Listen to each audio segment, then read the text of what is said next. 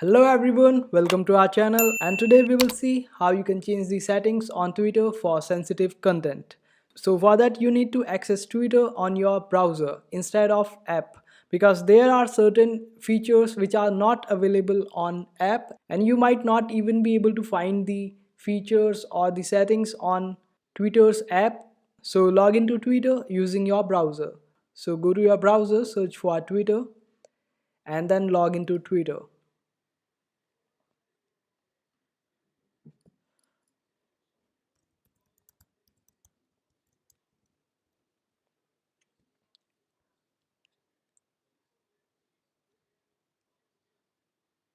And after logging in, you will be able to see this option of stars on top corner where you will see these top tweets. So just click on it and then click on view content preferences.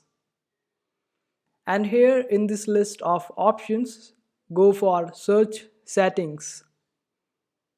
And here you will see this option of hide sensitive content. So uncheck it and you will be able to see content which is not sensitive.